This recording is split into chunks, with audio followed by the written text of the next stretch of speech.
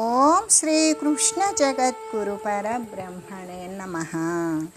ఓం నమో శ్రీ వేదవ్యాసాయ నమః. ఓం మద్గురు శ్రీ పూర్ణానంద స్వామినే నమః. ఓం శుక్లాం భరధరం విష్ణుం శశివర్ణం చతుర్భుజం ప్రసన్నవదనం ధ్యాయేత్ సర్వవిఘ్నోపశాంతయే.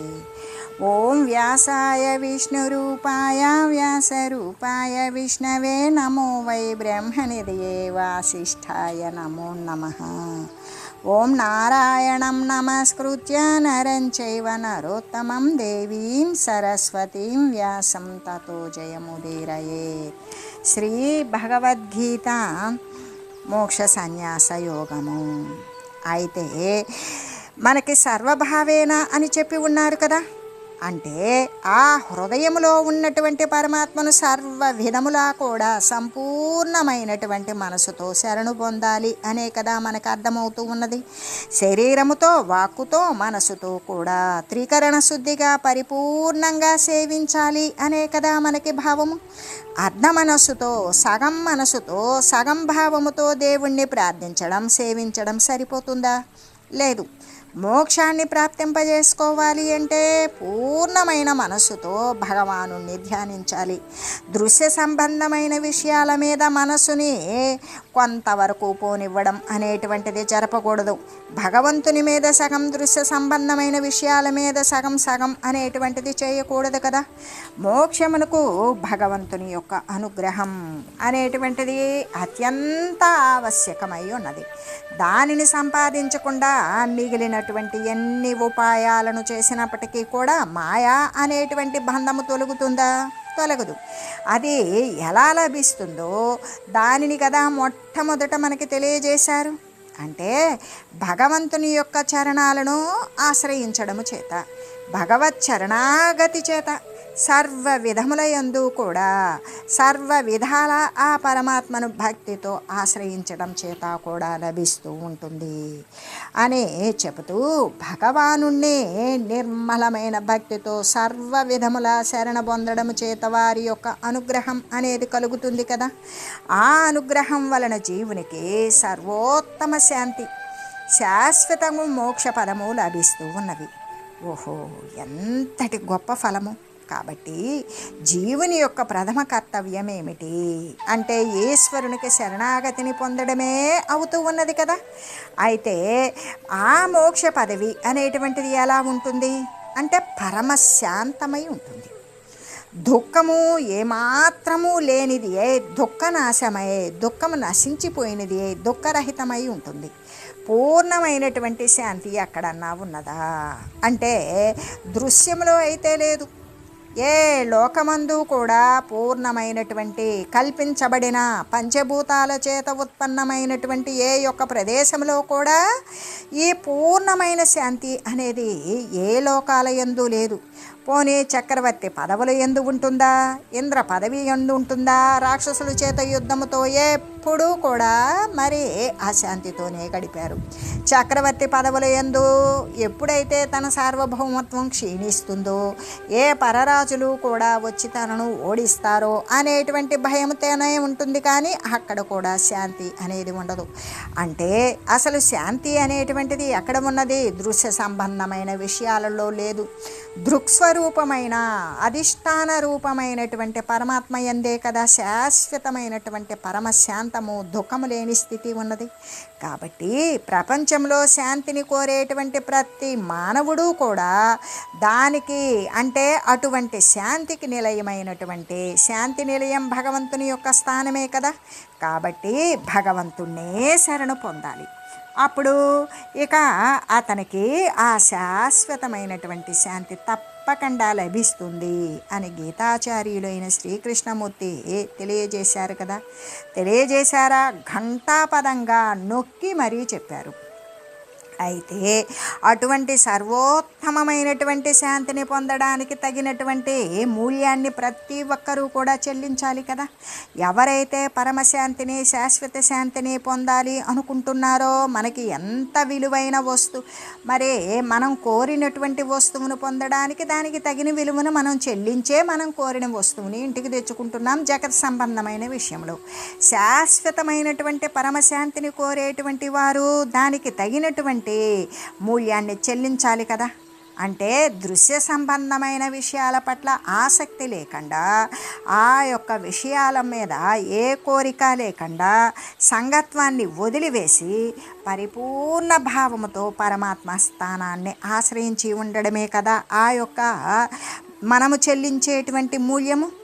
కాబట్టి దైవ పదము అనేటువంటిది శాశ్వతమైనది, కాలానికి అతీతమై వెలయుచూ ఉన్నదని, దానికి ఏమాత్రము నశింపు అంటే వినాశము లేనే లేదు అని కదా మనకి పరమాత్మ మాటల వల్ల మనకి స్పష్టమవుతూ ఉన్నది. ప్రపంచంలోని ప్రతి వస్తువు కూడా అది అస్థిరమయ్యే ఉన్నది. అది వస్తుంది, కనబడుతుంది, వృద్ధి చెందినట్లుంటుంది, క్షయిస్తుంది, నశిస్తుంది. ఈ విధంగా ప్రతిదీ కూడా ప్రపంచంతో నిర్మితమైనటువంటి ప్రతి వస్తువు కూడా శాశ్వతత్వము లేకుండా అశాశ్వతమే, అస్థిరమే అయి ఉన్నది. అంటే అవన్నీ కూడా కాలానికి లోబడి కాలానికి అధీనమయ్యే ఉన్నవి. కాబట్టి అమూల్యమైనటువంటి ఈ మానవ జన్మను అసలు ఎంత అని దానికి వెలకట్టలేనటువంటి అనేక పుణ్య విశేషాలతోటి తన యొక్క జన్మను తాను సార్థకం చేసుకోవడానికి వచ్చినటువంటి మానవ శరీరాన్ని పొంది కూడా దానికి ఇంత అని మూల్యము చెల్లించలేము. అంత విలువైనటువంటి మానవ శరీరాన్ని పొంది కూడా తన యొక్క మళ్ళీ కూడా ఉపాధిని పొందేటువంటి స్థితులను నశింపచేసుకొని జన్మను సార్థకం చేసుకోవడానికి అటువంటి శాశ్వతమైనటువంటి ఆత్మపదమును, దైవ పదమునే సర్వులు కూడా పొందడానికి సర్వులు ప్రయత్నించాలి అని చెబుతూ ఆ పరమాత్మ తెలియజేసిన ఈ మాటల మీద పరిపూర్ణమైనటువంటి నమ్మకాన్ని, విశ్వాసాన్ని ఉంచి దానికి అనుగుణమైనటువంటి భక్తితో ప్రవర్తించవలసిందే కదా అని చెబుతూ, పరమాత్మ స్థానము పరమశాంతికి నిలయము, శాశ్వతమైనటువంటి స్థానము. అది భగవంతుని యొక్క అనుగ్రహము చేత మాత్రమే లభిస్తుంది. మరి భగవంతుని యొక్క అనుగ్రహం అయితే సర్వ విధములా కూడా ఆ పరమాత్మను శరణ పొందడము చేతనే కలుగుతూ ఉంటుంది కదా.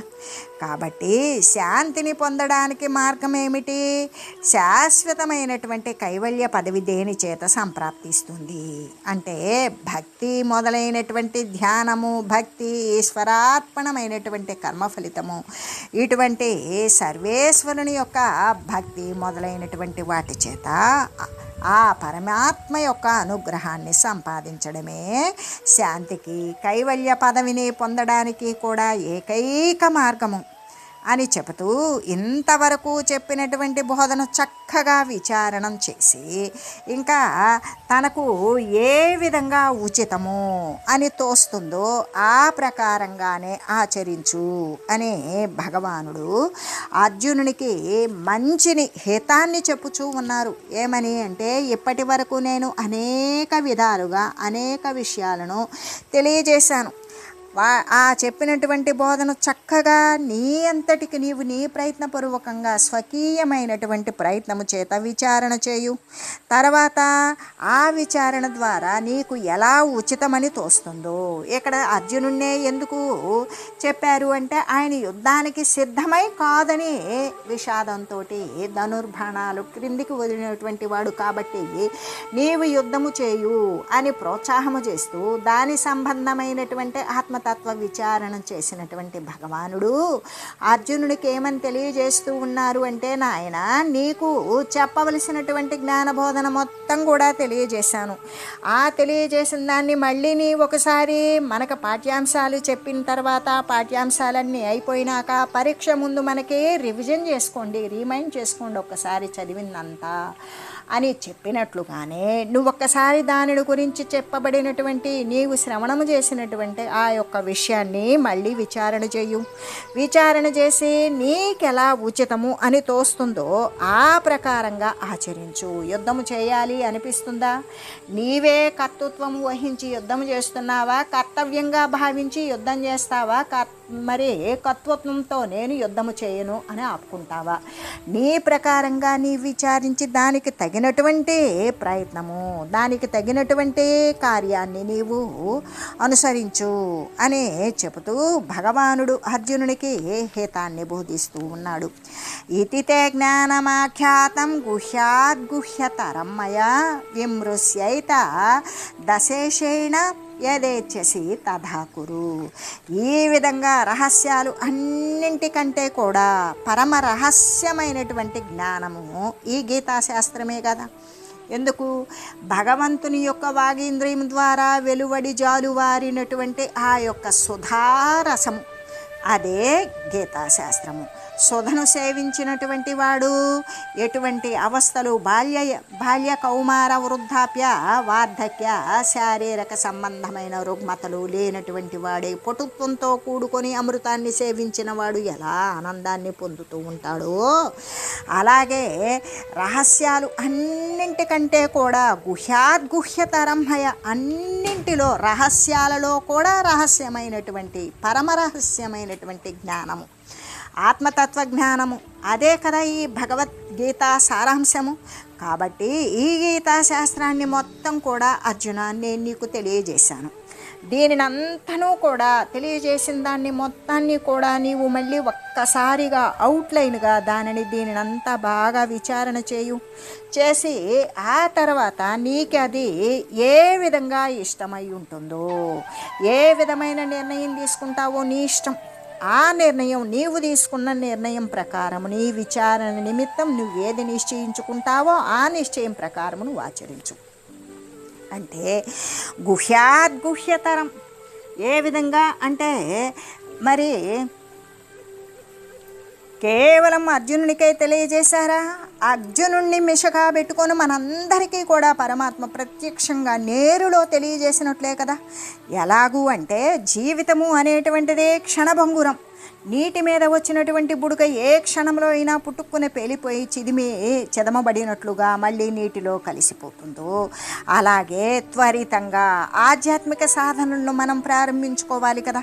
సంసార సంతరణ అనేటువంటి కార్యక్రమానికి కూడా మనం పూనుకోవాలి కదా. అలా పూనుకొని మనల్ని మనమే ఉద్ధరించుకోవాలి కదా. ఎందుకు అంటే మన యొక్క జీవిక అంటే మన యొక్క జీవనయాత్ర ఎటువంటిది? సత్రము వంటిది. అంటే ఇప్పుడు మనకి సత్రాలు ఇప్పుడంటే అదే దానినే మనం లాడ్జి రూమ్స్ అని, ఎక్కడికైనా పొరుగురు వెళ్ళినప్పుడు మనం హోటల్ రూమ్స్ రెంట్కు తీసుకొని ఉంటాము. మనకి ఇవ్వబడినటువంటి సమయం అవ్వగానే మనల్ని అక్కడి నుండి వాళ్ళు మనకిచ్చిన పరిమిత టైంకి మనం బయటకు పడాలి, లేకపోతే నెట్టేస్తారు. అదేవిధంగా దాన్నే పాతకాలంలో సత్రాలు అనేటువంటి వాళ్ళు ఆ సత్రాల్లో 3 రోజులు మాత్రమే ఉండనిస్తారు ఎక్కడైనా సరే. కానీ తర్వాత ఏమంటారు, నాయనా ఇది 3 రోజుల కంటే ఎక్కువ ఉండేటువంటిది కాదు, ఇంకా నువ్వు వెళ్ళు అని చెప్తారు. అట్లాగే ఈ ప్రపంచమంతా కూడా ఒక సత్రం లాంటిదే కదా.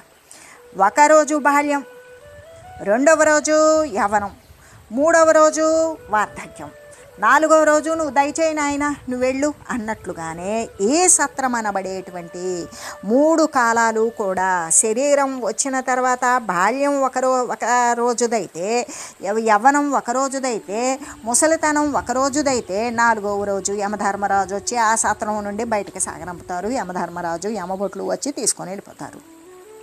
కాబట్టి మానవులైనటువంటి వారు ఏం చేయాలి, తర్వాత ఎక్కడికి వెళ్ళాలి అనేటువంటి విషయం ముందుగా నిశ్చయించుకుంటాం కదా. ఇప్పుడు మనం ఇంటి నుండి వచ్చాం, కొంత పని సవరించుకోవాలి, ఒక లాడ్జి రూమ్ ఎత్తుక్కున్నాం. దాని ప్రకారం ఆ రూమ్లో 3 రోజుల్లోనూ 5 రోజుల్లోనూ మనం డబ్బు కట్టినంత సమయం వరకు మనకు ఆ రూమ్ని ఇస్తాడు. తర్వాత మనల్ని బయటికి గెంటేస్తారు. అట్లాగే దాని తర్వాత మనం బయటికి ఆ పని ముగించుకోకపోయినా కూడా మనం ఎక్కడికి వెళ్ళాలో మనకి నిర్ణయించుకొని ఉండడం మంచిది. అది ఎలాగంటే 3 స్థానాలు ఉన్నాయి. మనం నిర్ణయించుకోండి. జీవి శరీరంలోనికి వచ్చిన తర్వాత ఆ 3 రోజుల సత్రం లాంటి జీవితం అనుభవించిన తర్వాత మనకి 3 రకాలైనటువంటి మార్గాలు ఉన్నాయి. శరీరం వదిలామా మనం ఎక్కడికి పోతాం? హోటల్ నుండి బయటకు వస్తే ఇంటికి వెళ్ళడమో లేకుంటే మరొక హోటల్ చూసుకోవడమో చేస్తాం కదా.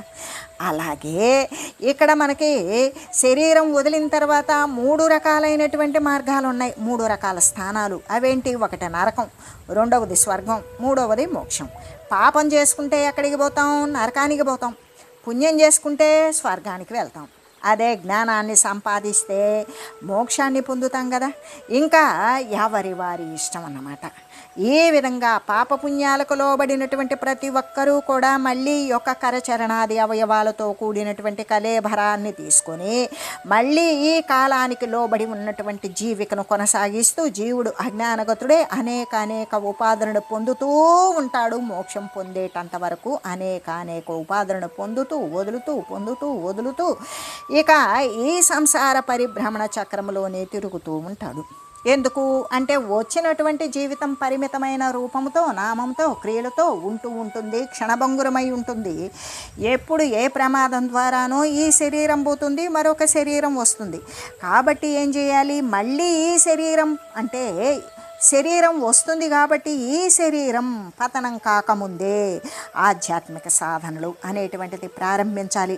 మరి ఈ శరీరం పడిపోయిందా? ఎప్పుడు పడిపోతుందో తెలియదు. పడిపోయిందా? సంసారం అనేటువంటిది మళ్ళీ కూడా శరీరాన్ని పుట్టుకొని వస్తుంది.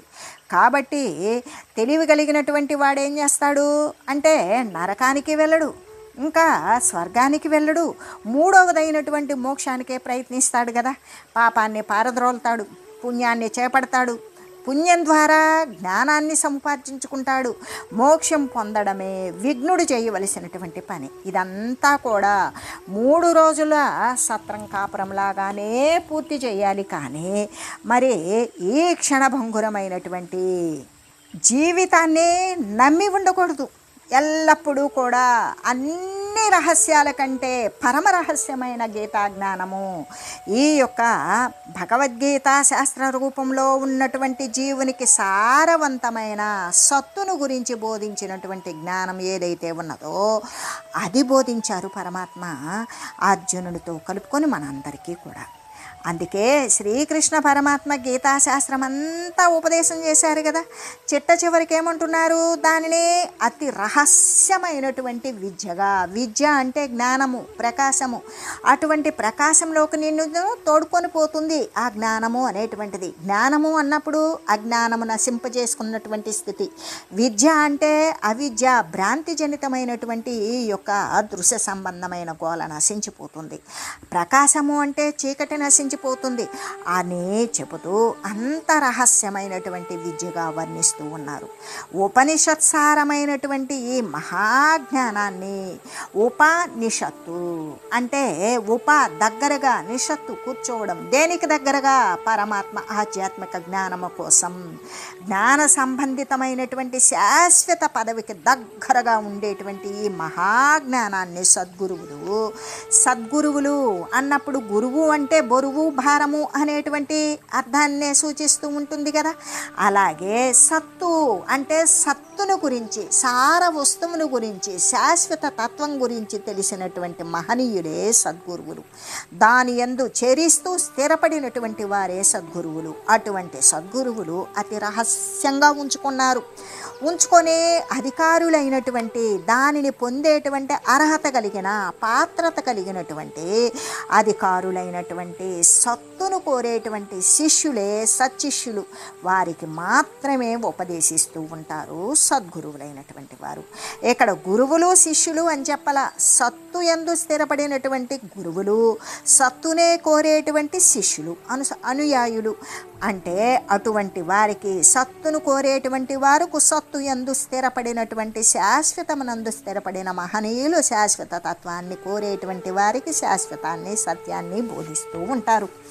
అంటే అధికార పురుషుడే అవడము చేత, ఎవరు ఇక్కడ అధికార పురుషుడు అంటే అర్జునుడు ఒక్కడేనా ఆ యొక్క జ్ఞానబోధన పొందడానికి అధికారిత్వం లభించుకొని వచ్చింది? అంటే మనం కూడా అధికారవంతులమే.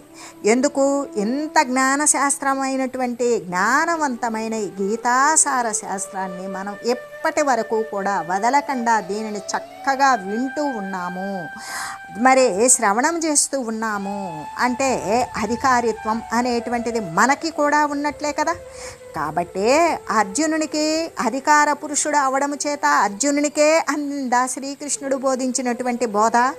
ఎవరైతే అర్జునుడంత కుతూహలంగా ఆ యొక్క అధికార మమకారత్వాల పట్ల కూడా అహంకార మమకారాలను వదిలివేసినటువంటి స్థితిలో ఉన్నటువంటి ప్రతి ఒక్కరూ కూడా అర్జునుడితో సమానులే. కాబట్టి పరమాత్మ బోధించినటువంటి ఈ విషయము అర్జునుడి ద్వారా లోకానికి అంతటికీ కూడా మరి అంటే అర్జునుని మాత్రమే ఎదురుగా పెట్టుకొని ఎవరైతే శ్రవణాభిలాషులు ఉంటారో వారు విన్నటువంటి ప్రతి లోకంకంతా కూడా మహా ఉపకారాన్ని చేశారు పరమాత్మ. ఈ జ్ఞానం ఎటువంటిది అని చెప్పారు అంటే గుహ్యాద్గుహ్యం అంటే రహస్యాలలోకెల్లా కూడా అతి రహస్యము అని చెప్పడం చేత దాని యొక్క మహిమ, దాని యొక్క ప్రభావం ఎంత ఘనమైనది అనే విషయం మనం చక్కగా ఊహించవచ్చు. ఎలాగంటే సామాన్యంగా కూడా విలువ కలిగినటువంటి వస్తువులనే జనులు రహస్యంగా ఉంచుతారు. కాబట్టి ఈ మహత్తరమైనటువంటి జ్ఞానధనం యొక్క విలువను గ్రహించి విఘ్నులైనటువంటి వారు దానిని సద్వినియోగపరచుకొని ధన్యులు కావలసిందే కదా. అందుకే విమృశ్యైత దశేషేణ అంటే మహనీయులు తాము ధర్మాన్ని బోధించినప్పటికీ కూడా మరి దానిని గురించి ఆలోచించడానికి, దానిని గురించి విమర్శించడానికి కూడా ఇతరులకు పూర్తిగా అధికారం ఇస్తారు. ఎలాగూ అంటే మహనీయులైనటువంటి వారు ధర్మాన్ని బోధిస్తారు. ఆ బోధించినటువంటి ధర్మాన్ని ఎవరికి వారు విన్నటువంటి వారు వారిలో వారు వితర్కించుకుంటారు, దానిని గురించి విమర్శించుకుంటారు, దానిని గురించి పర్యాలోచన చేస్తారు. అటువంటి అధికారం ఇతరులకు పూర్తిగా ఇస్తారు. వారు చెప్పినటువంటి బోధను, మహనీయులు బోధించినటువంటి బోధను పూర్వాపరణ పరవిచారణ లేకుండా స్వయంగా దానిని గురించి ఆలోచించకుండా అమాంతంగా గ్రహించండి అని ఇతరులకు వారు ఎప్పుడూ చెప్పరు. ఎందుకు? అందరికీ ఒక్కలా అర్థమవ్వదు. అధికమైన విఘ్నుడు అయితే వానికి చాలా చక్కగా దాని యొక్క అంతరార్థాన్ని పట్టుకుంటాడు. మరి జిజ్ఞాసు అయితే వానికి ఒక రకంగా అర్థమవుతుంది, ఆర్తి అయితే ఒక రకంగా అర్థమవుతుంది, అర్ధార్థి అయితే ఒక రకంగా అర్థమవుతుంది. కానీ ఇక్కడ ఉన్నటువంటి జ్ఞానబోధ అనేటువంటిది ఒక్కటే. కానీ అది గ్రహించేటువంటి వారి యొక్క ఉత్సాహము, సార వివేకత్వము, వారి యొక్క విమర్శన, పరిశీలన, సూక్ష్మ గ్రాహిత్వాన్ని బట్టి వారికి అర్థమవుతుంది. కాబట్టి మహనీయులైనటువంటి వారు ధర్మాన్ని గురించి బోధించినప్పుడు వారు నాయన దాని ముందేమి దాని వెనకేమి అనేటువంటి విచారణ చేసుకోండి. స్వయంగా దానిని గురించి చెప్పినటువంటి దాన్ని బ్లైండ్గా ఫాలో అవ్వద్దు, గ్రుడ్డిగా అనుకరించవద్దు. దాని ప్రకారం మీరు ఆలోచించండి. మీదైనటువంటి సుసంస్కారంతో దానిని ఆలోచించండి. అలా ఆలోచించకుండా అమాంతంగా మేమేది చెప్పామో దానిని గ్రుడ్డిగా నమ్మవద్దు, అమాంతంగా గ్రహించండి అని ఇతరులకి మహనీయులైనటువంటి వారు చెప్తారా? ఇతరుల దగ్గరికి వెళ్ళవద్దు, నేను చెప్పిందే సత్యము, నా దాన్ని నువ్వు ఇంకా మరో ఆలోచన పెట్టుకోవద్దు, నీదైన సొంత ఆలోచన వద్దు, నేను చెప్పిందే నువ్వు అనుసరించు అని చెప్తారా మహనీయులైనటువంటి వారు? లేదు. దాని యొక్క ముందు, దాని వెనుక, దాని పూర్వాపరాలు కూడా విమర్శించుకునేటువంటి మరి ఆలోచించుకునేటువంటి పూర్తి అధికారము శ్రవణం చేసినటువంటి వారు, జ్ఞానబోధన విన్నటువంటి వారికి పూర్తి అధికారం ఉన్నది. అంతేకాని గ్రుడ్డిగా మేము చెప్పిందే మీ సొంత ఆలోచన లేకుండా దీనికోసమే అనుసరించండి, ఇలాగే అనుకరించండి అని చెప్పరు కదా. అంటే మహాత్ములైనటువంటి గురువుల యొక్క లక్షణమైతే ఇలాగే ఉంటుంది. గురువు బోధించినటువంటి దానిని శిష్యుడు ఏం చేస్తాడు? తనదైనటువంటి సొంత పరిజ్ఞానం ఉంటుంది కదా, దానితోటి తనదైనటువంటి నిజమైనటువంటి వాసనాభూతమైన నిజ సంస్కారం ఉంటుందిగా, దానితో చక్కగా పరిశీలన చేస్తాడు, విచారణ చేస్తాడు. ఆ విచారణ సలిపి దాని యొక్క బోధకు ముందు ఏ స్థితి ఉన్నది, బోధ తర్వాత ఏ స్థితి ఉన్నది, దానిని సాధనాప్రాయంగా ప్రారంభించినప్పుడు ఏ స్థితి ఉన్నది అనేటువంటి ముందు వెనుకలను కూడా చక్కగా విమర్శిస్తాడు. ఆ తర్వాత దానిలో తనకు నచ్చినటువంటి దానిని గ్రహిస్తాడు. అలా గ్రహించవచ్చు కూడా. ఇటువంటి స్వాతంత్ర్యాన్ని అయితే పూర్వపు గురువులు తమ శిష్యులకు అందరికీ కూడా ఇచ్చి ఉన్నారు. ఎప్పుడైతే శిష్యుడు యథేచ్ఛాచరణము అనేటువంటిది కూడదు, కానీ శిష్యుడు తన యొక్క జ్ఞానపరమైనటువంటి ఆలోచన విమర్శన అనేటువంటిది చేసుకునేటువంటి అర్హత యోగ్యత అనేది శిష్యుడికి అటువంటి అధికారం ఉన్నది అనే మనకి అటువంటి స్వాతంత్ర్యాన్ని గతంలో ఉన్నటువంటి సద్గురువులైనటువంటి వారు వారి యొక్క శిష్యులకి ఇచ్చి ఉన్నారు. ఈ పద్ధతికి అనుగుణంగానే గురువైన గురువులకు కూడా గురువైన ఆచార్యులకు కూడా ఆచార్య దేవుడైనటువంటి సాక్షాత్తు శ్రీకృష్ణ పరమాత్మ కూడా అలాగే వ్యవహరించారు. ఎలాగంటే శ్రీకృష్ణుడు అర్జునుడికి బోధించాడు కదా, గీతాశాస్త్రాన్ని మొత్తం కూలంకషంగా బోధించి సంక్షిప్తంగా అయినా కూడా ఎంతో చక్కగా వివరించి ఆ విధంగా కూలంకషంగా బోధింపవలసినటువంటి అర్జునుడికి మొత్తం బోధించిన తర్వాత ఏమంటున్నారు, ఓ అర్జున, నాపై భక్తి చేత కానీ విశ్వాసము చేత కానీ గురుత్వము చేత నన్ను నీవు పెద్దగా భావించావు కదా, అలాగ దాని చేత అయినా సరే నేను చెప్పిందంతా నీవు కళ్ళు మూసుకొని గ్రహించాలి, ఆ ప్రకారమే అనుసరించాలి అని నేను చెప్పనయ్యా. మరేమిటంటే నీవు సొంతంగా దానిని చెప్పినటువంటి దానిని చక్కగా విమర్శించుకో. దానిని ఏది నిజము, ఏది అబద్ధము, ఏది సత్యము, ఏది అసత్యము, ఏది స్థిరము, ఏది అస్థిరము అనేటువంటి వివేచన చేయు. ఆ తర్వాత వివేచన చేసిన తర్వాత నీకు నచ్చినటువంటి దానిని గ్రహించు అని చెప్పారు. అలా చెప్పి పరమాత్మ యొక్క విశాలమైన భావాన్ని ఔదార్యాన్ని కూడా ప్రకటించారు కదా అని చెబుతూ, గురువు బోధించినటువంటి దానిని శిష్యుడేం చేయాలి, సొంత ప్రజ్ఞ చేత సమాలోచన చేయాలి. అలా చేయకపోతే శిష్యుని యొక్క బుద్ధి అనేది వికసిస్తుందా? లేదు కదా.